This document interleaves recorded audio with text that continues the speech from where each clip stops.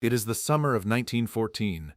Europe is a powder keg, and one 19-year-old boy with a pistol is about to light the fuse. This is the story of Gavrilo Princip, Archduke Franz Ferdinand, and the two shots that dragged the entire world into war. On July 25, 1894, a boy named Gavrilo Princip was born into a desperately poor Bosnian Serb peasant family in the village of Objab in western Bosnia. He was one of 9 children. 6 of his siblings died in infancy. His family were so poor they lived like medieval serfs, handing over almost everything they earned to landlords. From childhood, Princip was small, frail, and already suffering from tuberculosis, but he could read. He was the first in his family to learn how, and what he read changed everything. Bosnia at that time was not a free country. It was a province of the Austro-Hungarian Empire, a massive and aging empire ruled from Vienna that controlled much of Central Europe. Serbian nationalists across the region believed Bosnia belonged to them, not to Austria-Hungary. Princip grew up reading the histories of Serbian oppression, of empires crushing his people, and a fire grew inside him that his small body could barely contain. By 1911, at 17 years old, Princip had joined Young Bosnia, a secret nationalist society whose goal was simple: end Austro-Hungarian rule and unite the South Slav peoples into one free nation. He tried to enlist with various revolutionary groups but was rejected again and again for being too small and too weak.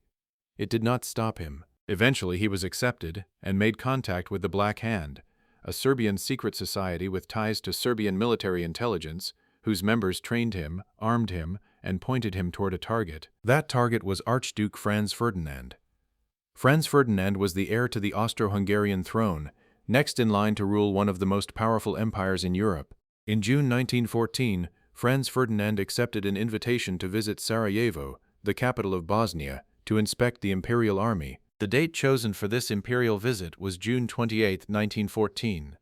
That date was no accident to Serbian nationalists. June 28 was the anniversary of the Battle of Kosovo in 1389, the most painful date in Serbian history. Choosing that date for a Habsburg show of force felt like a deliberate insult. It poured petrol on an already burning fire. 6 assassins from Young Bosnia positioned themselves along the route of the Archduke's motorcade through Sarajevo that morning. The first conspirator failed to throw his bomb. The second failed to draw his pistol. The third threw his bomb at the Archduke's open-topped car, but it bounced off and exploded under the vehicle behind, wounding members of the following car. The Archduke's driver sped away.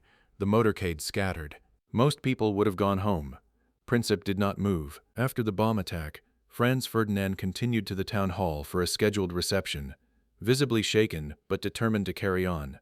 After the speeches, he made a decision to change his plans and visit the people wounded by the earlier bomb at the hospital. His drivers were not informed of the route change. The motorcade set off in the wrong direction. When the error was discovered, the lead driver began to slowly reverse back down a street in the center of Sarajevo. The cars came to a near stop, and by a coincidence so improbable it has fascinated historians for over a century, that street was the exact street where Gavrilo Princip was still standing. Princip saw his opportunity. He stepped forward from the pavement, drew his Browning pistol, and fired 2 shots into the open car at point-blank range. The first bullet struck Sophie, the Archduke's wife, in the abdomen. The second struck Franz Ferdinand in the jugular vein. Sophie died in the car on the way to the hospital. Franz Ferdinand died shortly after. Princip immediately tried to shoot himself but was seized by bystanders and handed to police before he could do it. He was 19 years old. He had just pulled the trigger on a world war. What followed was 37 days that changed history forever. Austria-Hungary blamed Serbia for the assassination and saw it as the opportunity it had been waiting for to crush Serbian nationalism once and for all. On July 23, 1914, Austria-Hungary delivered an ultimatum to Serbia, a list of 10 demands so deliberately humiliating and invasive that British Foreign Secretary Sir Edward Grey said he had never seen one country address another independent state with a document of such a formidable character. Serbia accepted nearly every demand. Austria-Hungary declared war anyway. On July 28, 1914, exactly 1 month after the shots in Sarajevo, Austria-Hungary declared war on Serbia. Then the alliances activated like a line of dominoes falling in slow motion. Russia, bound by treaty to protect Serbia, began mobilizing its army. Germany, allied with Austria-Hungary, declared war on Russia on August 1. France, allied with Russia, was next. Germany invaded Belgium to reach France faster. Britain had guaranteed Belgian neutrality by treaty, and on August 4, 1914, Britain declared war on Germany. Within 6 weeks of 2 shots fired on a street in Sarajevo, every major power in Europe was at war. Gavrilo Princip never saw it. He was locked in a cell in the Terezin fortress in Bohemia. He was spared the death penalty only because Austro-Hungarian law did not allow execution for anyone under the age of 20 at the time of their crime. He was sentenced to 20 years in prison instead.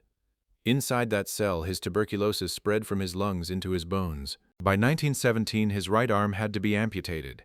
He was shackled to the wall, starved, and kept from human contact. He used charcoal to scratch words and slogans onto his cell walls. On April 28, 1918, 6 months before the war finally ended, Gavrilo Princip died of tuberculosis. He weighed 40 kilograms. He was 23 years old. Over 9 million soldiers died in the war that followed those 2 shots. 4 empires collapsed. The map of the world was redrawn, and the seeds of the Second World War were planted in the wreckage of the First. 1 boy, 1 pistol, 1 wrong turn by a driver, and the world was never the same again.